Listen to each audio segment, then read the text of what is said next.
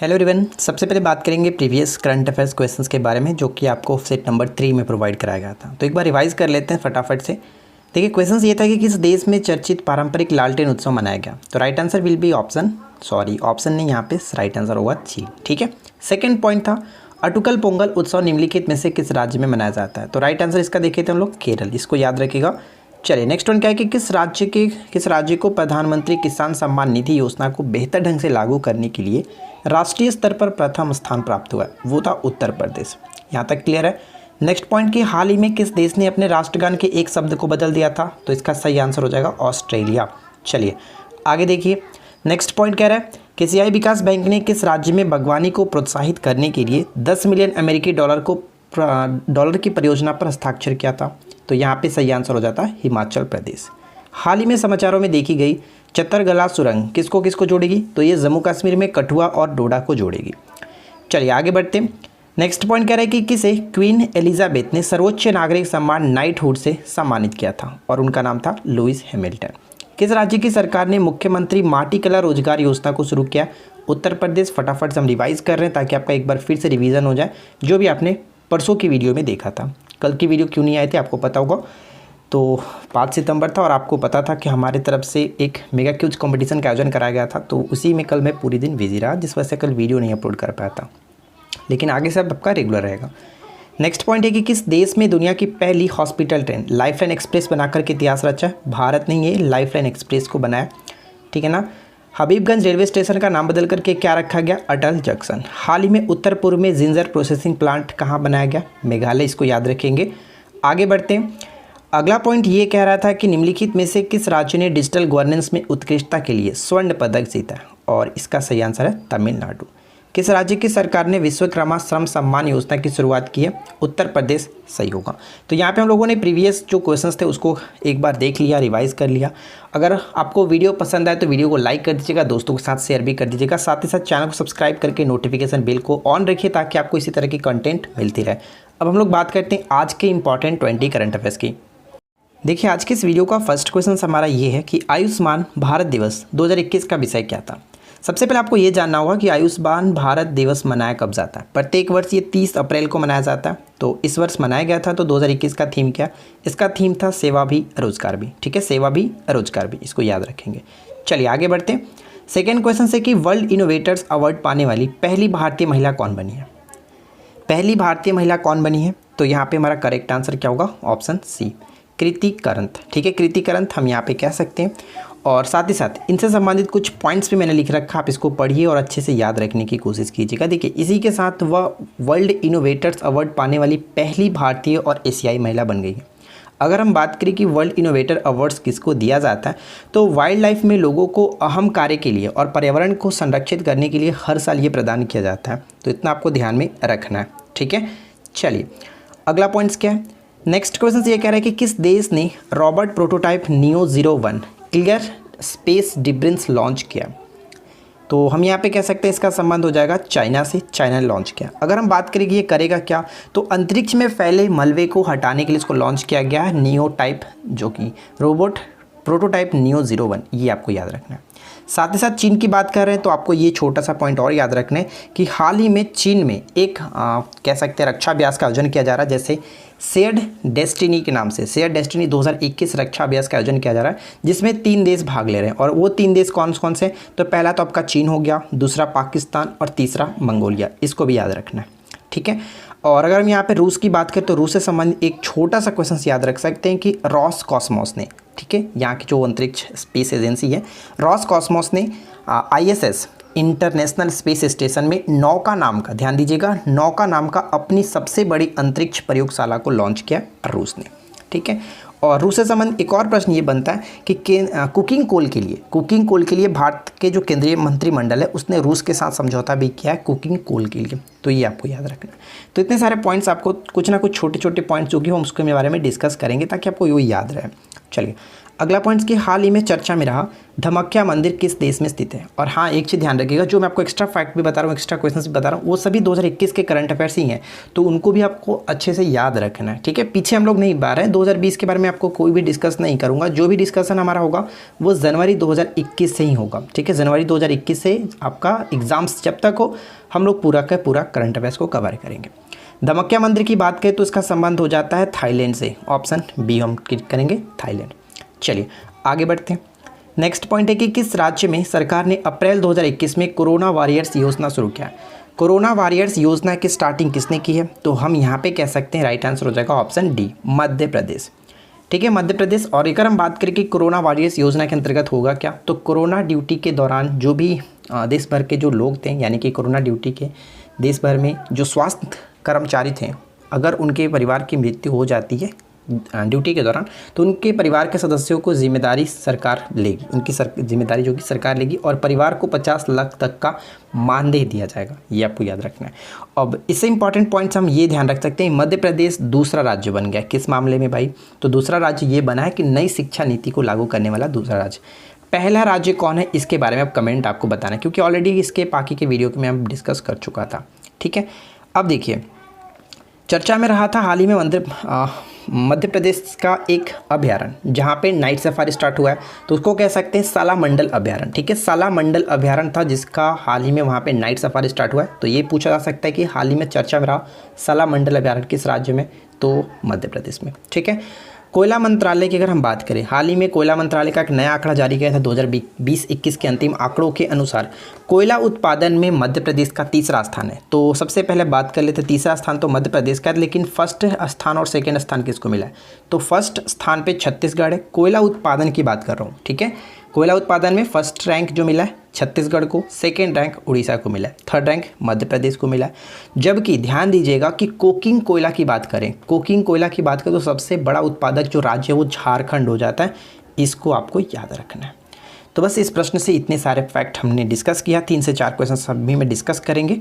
चलिए next one, चंद्रमा के पहले मानव युक्त मिशन अपोलो 11 के किस यात्री का निधन हुआ। हाल ही में किस यात्री का निधन हो गया, तो इसका राइट आंसर हो जाएगा माइकल कॉलिंस, ठीक है, Michael Collins, option A. NATO ने किसके साथ डिफेंडर यूरोप 21 संयुक्त सैन्य अभ्यास शुरू किया। डिफेंडर यूरोप 21 जो संयुक्त अभ्यास है स्टार्ट किया किसके द्वारा, तो अल्बानिया। अल्बानिया से सबसे इंपॉर्टेंट प्रश्न बनता है कि अल्बानिया की राजधानी क्या होगा, तिराना, बस ज़्यादा कुछ नहीं, तिराना आपको याद रखना है। आगे देखिए, नेक्स्ट वन है कि प्रोजेक्ट लून जिसे बंद कर दिया गया किस कंपनी की महत्वाकांक्षी इंटरनेट परियोजना थी। प्रोजेक्ट लून, तो प्रोजेक्ट लून का संबंध हो जाता है ये अल्फ़ाबेट जो कि गूगल की पेरेंट कंपनी है, तो अल्फ़ाबेट यहाँ पे हम ध्यान रखेंगे। और प्रोजेक्ट लून की बात करें तो प्रोजेक्ट लून का उद्देश्य ये था कि समताप मंडल में हीलियम गुब्बारे के माध्यम से दूरस्थ क्षेत्रों में इंटरनेट कनेक्टिविटी को प्रदान करना था, जिसे हाल ही में इसको बंद कर दिया गया, ठीक है। तो बस आपको ज़्यादा कुछ नहीं, इतना याद रखना है। चलिए नेक्स्ट क्वेश्चन क्या है, सड़क परिवहन मंत्रालय ने पर्यावरण को प्रदूषित करने वाले पुराने वाहनों पर कौन सा कर लगाने का निर्णय लिया है।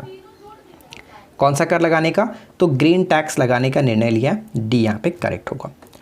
अगला पॉइंट्स, हाल ही में डीआरडीओ, देखिए यहाँ पे ध्यान दीजिएगा, डीआरडीओ का फुल फॉर्म इंपॉर्टेंट होगा, defence research and development organisation. DRDO ने पाइथन 5 मिसाइल का सफल परीक्षण किया। ये किस प्रकार की मिसाइल है, पाइथन 5 किस प्रकार की मिसाइल है, तो हम यहाँ पे कह सकते हैं एयर टू एयर मिसाइल है, बस इसको आपको याद रखना है, एयर टू एयर मिसाइल।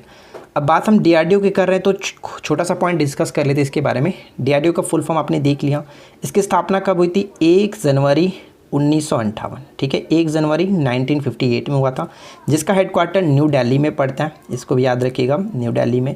साथ ही साथ वर्तमान में इसके चेयरमैन कौन है, जी सतीश रेड्डी, इसको याद रखना है। चलिए अब बात करते हैं नेक्स्ट क्वेश्चन की। अगला पॉइंट्स क्या कह रहा है, नेक्स्ट प्रश्न ये कि हाल ही में दुनिया का सबसे लंबा पैदल यात्री स्पेंसन ब्रिज, ठीक है, स्पेंसन ब्रिज की शुरुआत कहाँ पे की गई है, तो स्पेंसन ब्रिज की स्टार्टिंग की गई है पुर्तगाल में, ध्यान रखिएगा पुर्तगाल, यहाँ पे बिल्कुल सही होगा। आगे बढ़ते हैं, नेक्स्ट प्रश्न है कि कौन सा देश विश्व के सबसे शक्तिशाली मौसम जलवायु परिवर्तन पूर्वानुमान सुपर कंप्यूटर का निर्माण करेगा, तो इसका संबंध होता है यूनाइटेड किंगडम से, डी को टिक करेंगे, यूनाइटेड किंगडम। आगे देखिए, नेक्स्ट प्रश्न है the living mountain a fable for our time, ठीक है, the living mountain a fable for our times नामक पुस्तक के लेखक कौन है। तो यहाँ पे हमारा सही आंसर क्या होगा? Option A, Amitabh Ghosh. Amitabh Ghosh option A को टिक करेंगे। चलिए आगे बढ़ते हैं। नेक्स्ट क्वेश्चन कह रहा है कि 4 अंतरिक्ष यात्रियों को हाल ही में नासा और स्पेसएक्स ने किस मिशन के तहत अंतर्राष्ट्रीय अंतरिक्ष स्टेशन में भेजा है? तो यहाँ पे कह सकते हैं क्रू 2 मिशन के तहत। यहाँ पे राइट आंसर हो जाएगा ऑप्शन डी। नेक्स्ट क्वेश्चन देखिए कि नेल्सन मंडेला विश्व मानवतावादी पुरस्कार 2021 से किस व्यक्ति को नवाजा गया? ये आने वाले एग्जाम्स के लिए काफ़ी इंपॉर्टेंट प्रश्न होगा। ऑप्शन हम यहाँ पे किसे टिक करेंगे? तो नेल्सन मंडेला विश्व मानवतावादी जो पुरस्कार है ये मिला रुमाना सिन्हा सहगल को। सबसे पहले बात करते हैं कि ये कौन है। तो ध्यान दीजिएगा फ्रेंड्स, ये सॉफ्टवेयर इंजीनियर थी पहले, लेकिन अब ये उद्यमी बन गई हैं, यानी एक कह सकते हैं बिजनेसमैन बन चुकी हैं। ठीक है, अगर हम यहाँ पे बात करें, इनको और भी पुरस्कार दिए गए हैं, जैसे यहाँ पे देख लीजिए, बहुत ही फेमस रह चुकी हैं। ये 2021 में ही काफ़ी पॉपुलर हो गई, पहले भी पॉपुलर थी बट इधर कुछ और भी पॉपुलर हो गई हैं।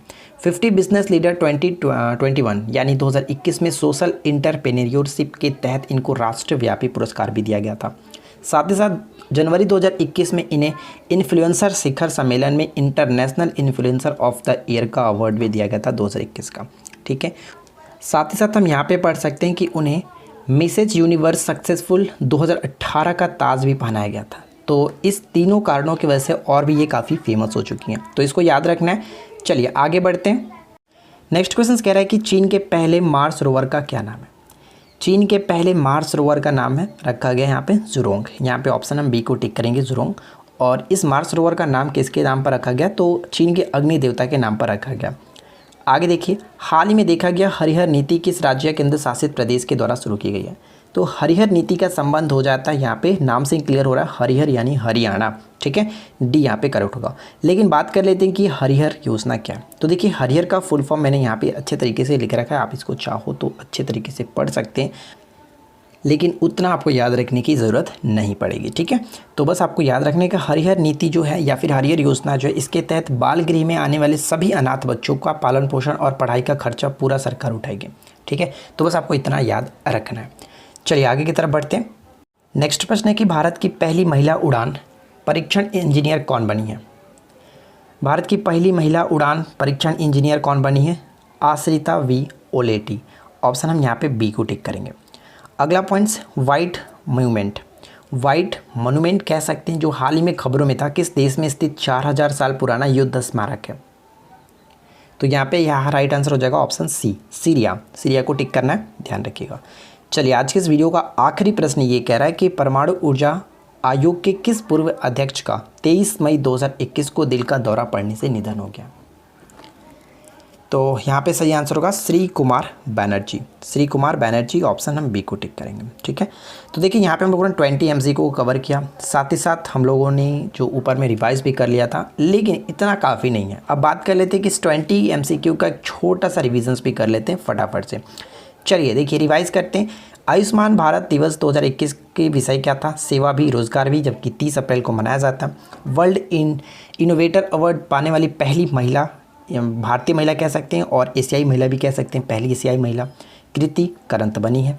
किस देश ने robot prototype Neo 01 clearance space debris को लॉन्च किया, जो कि अंतरिक्ष के मलबे को साफ करने के लिए? चीन होगा राइट आंसर।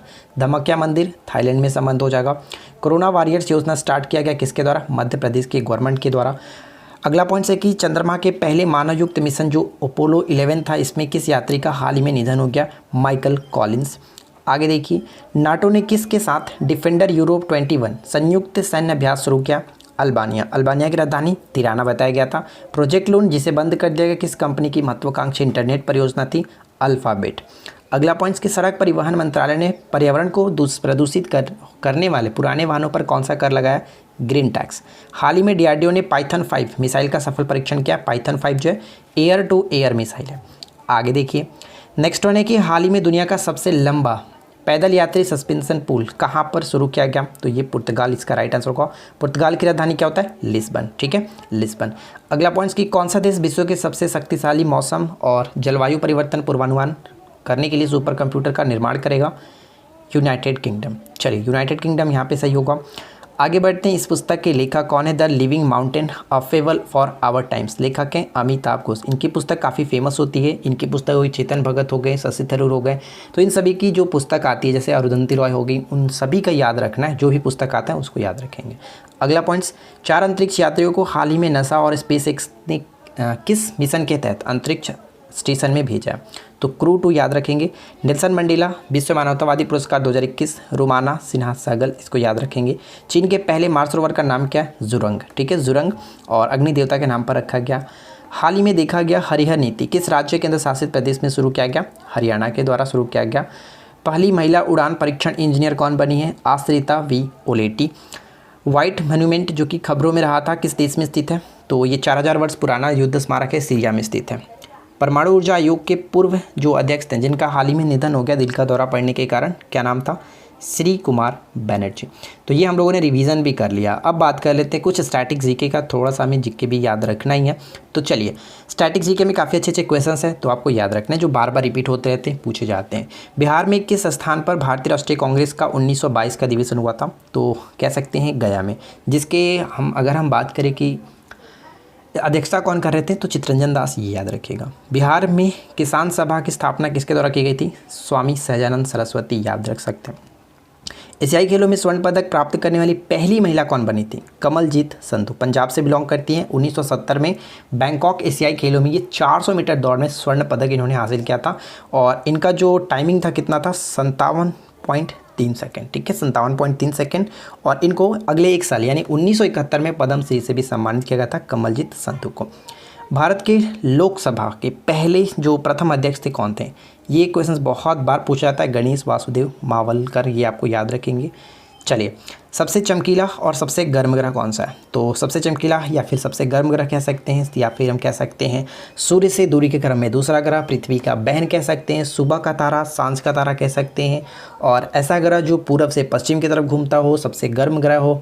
तो उन सभी का नामों को हम एक नाम में कह सकते हैं, शुक्र। ठीक है, पृथ्वी के बहन के रूप में भी जानी जाती है, इसको याद रखना है। सबसे लंबी नदी कौन सी है? सबसे लंबी नदी यानी कि भारत की सबसे लंबी नदी हीराकुंड बांध, और हीराकुंड बांध पर बना हुआ ये बांध पूछा जा रहा है ना, सॉरी, लंबी नदी की बात करते तो गंगा नदी हो जाता, दक्षिण भारत की सबसे लंबी नदी गोदावरी हो जाता, लेकिन यहाँ पे बांध पूछा गया था तो हीराकुंड बांध, जो कि उड़ीसा में बनाया गया। चलिए आगे बढ़ते हैं। अगला पॉइंट्स क्या है? भारतीय राष्ट्रीय कांग्रेस की पहली भारतीय महिला अध्यक्ष कौन थी? तो पहली भारतीय महिला अध्यक्ष पूछा रहा था, सरोजिनी नायडू टिक करेंगे, और इन्होंने 1925 का जो कानपुर अधिवेशन था उन्होंने इसको किया था। जबकि पहली महिला अध्यक्ष की बात करें तो 1917 में जो कलकत्ता अधिवेशन था एनी बेसेंट ने किया था, इसको भी याद रखेंगे। ज्ञानपीठ पुरस्कार पाने वाली पहली भारतीय महिला कौन है? आशापूर्णा देवी।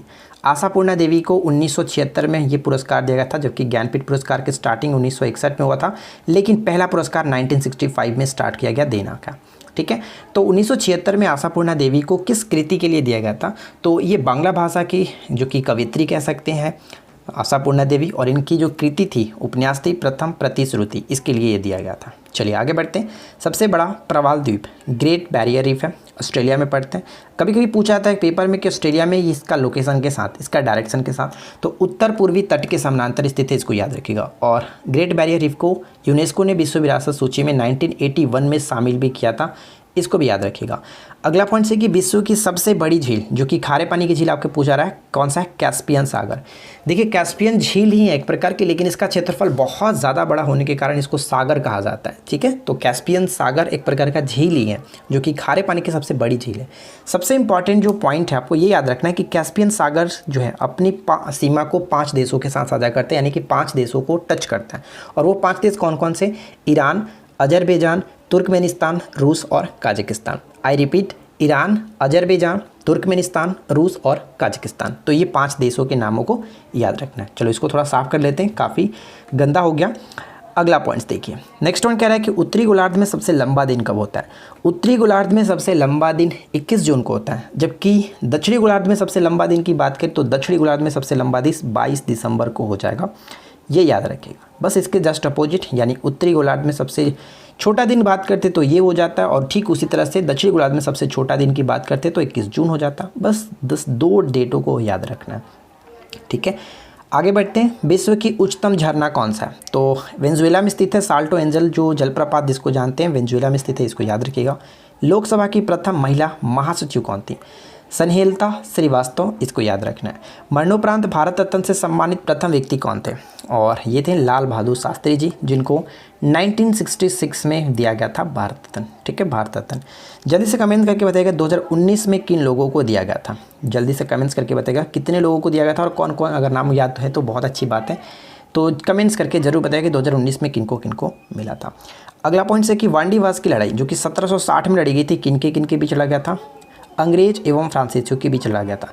एक छोटा सा क्वेश्चन और आपको बताता हूँ कि वांडीवास, बताता नहीं हूँ, आपसे होमवर्क पूछ रहा हूँ, वांडीवास किस स्टेट में पड़ता है? बहुत बार हम लोगों ने डिस्कस किया, तो कमेंट्स करके जरूर बताइएगा कि वांडीवास किस स्टेट में पड़ता था। ठीक है, तो यहाँ पे हम लोगों ने 15 जो क्वेश्चंस था वो स्टैटिक जीके का भी कवर किया। 15 क्या, और भी बहुत सारे क्वेश्चंस हो गए एक्स्ट्रा फैक्ट जो मैंने आपको बताया। तो उम्मीद करता हूँ कि आपको आज का ये वीडियो अच्छा लगा। वीडियो पसंद आया तो पता है ना क्या करना है, लाइक करना, शेयर करना, साथ ही साथ चैनल को सब्सक्राइब जरूर करके रखना है, नोटिफिकेशन बिल को ऑन रखिए ताकि आपको नोटिफिकेशन मिलती रहे। ठीक है, चलिए मिलते हैं नेक्स्ट क्लास में। और इसका पीडीएफ, जिसका पीडीएफ होगा आपको टेलीग्राम पर प्रोवाइड कराया जाता है, तो आप वहाँ पे ज्वाइन नहीं हुए तो टेलीग्राम पर जाकर के जुड़ सकते हैं, आपको वहाँ पे पीडीएफ सेंड कर दिया जाएगा। ठीक है, चलिए मिलते हैं नेक्स्ट क्लास में। Thanks for watching.